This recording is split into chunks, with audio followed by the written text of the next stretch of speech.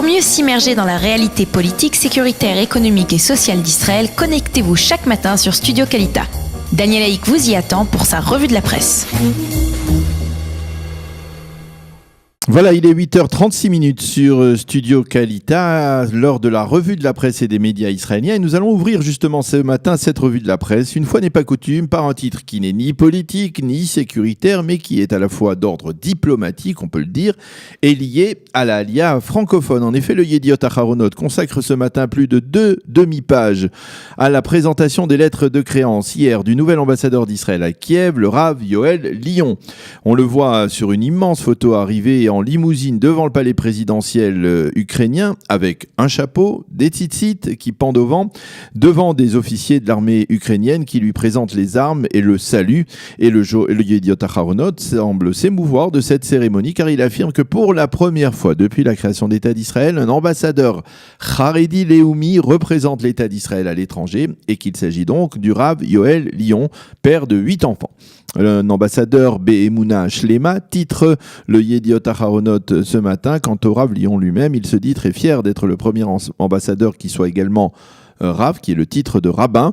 Il est important que toute la société israélienne soit représentée dans le corps diplomatique, a déclaré Yoel Lion à cette occasion. Et en quoi cette nomination importante se rapporte à la communauté francophone ? Eh bien, tout simplement parce que le nouvel ambassadeur est originaire du Luxembourg et qu'il parle donc parfaitement, bien entendu, le français ainsi que d'autres langues et qu'il a été pendant 3 ans élève à la Yeshiva de Montreux en Suisse il y a 40 ans. C'est d'ailleurs là que j'ai eu l'occasion de faire sa connaissance.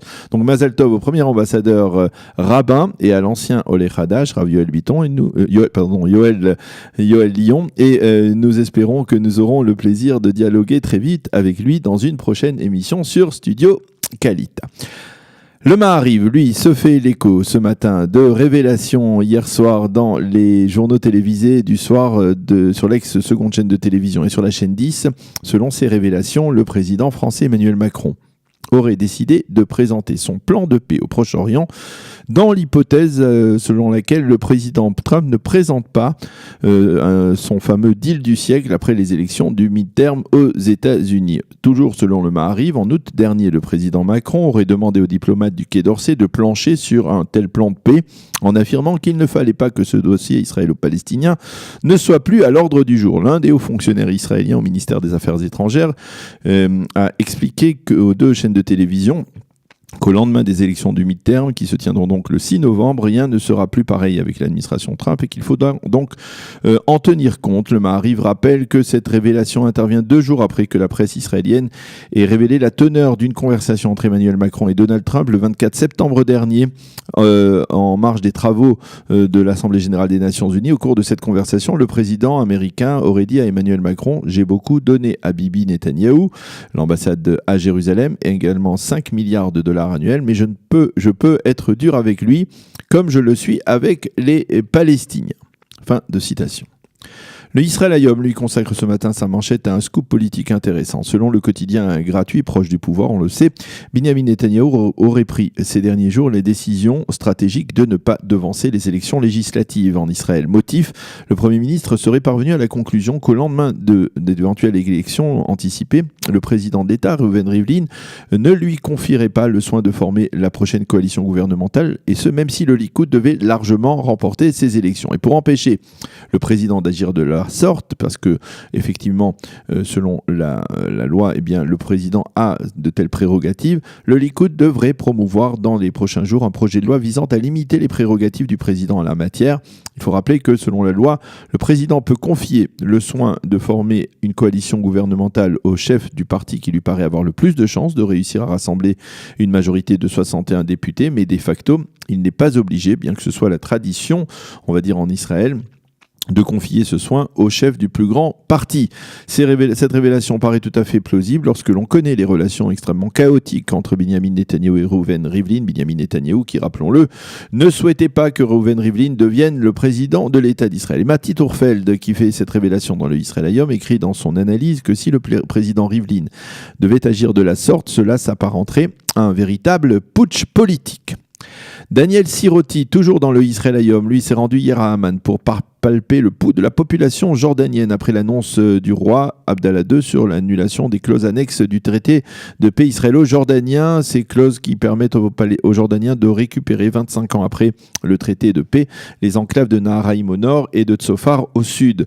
Daniel Sirotti écrit ce matin, après avoir dialogué avec des Jordaniens, que la population est divisée en deux, ceux qui ne savent même pas où se trouvent ces deux enclaves et ceux qui, apparemment apparentés aux frères musulmans, manifestent non seulement pour la restitution de ces deux enclaves, qui selon eux font partie du patrimoine national jordanien, mais qui militent également en faveur de l'annulation pure et simple du traité de paix israélo-jordanien, et de révéler d'ailleurs que vendredi, les frères musulmans, qui sont probablement le plus sérieux danger pour le roi Abdallah, ont l'intention d'organiser une manifestation monstre dans les rues d'Amman pour exiger justement l'abandon de ce traité de paix signé en octobre 1994 avec l'État d'Israël. Et en marge, le Israël Hayom se fait également l'écho ce matin des sentiments d'incertitude des habitants des kibbutzim proches de Naharaïm, qui espèrent malgré tout qu'une solution de compromis sera trouvée avec les Jordaniens et qu'ils pourront continuer à travailler les terres, en particulier autour de cet îlot, dit îlot de la paix de Naharaïm.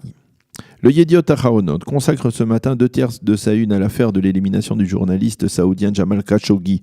Une affaire qui n'en finit pas de se compliquer. Le journal publie sur sa une photo presque surréaliste, celle du fils du journaliste assassiné,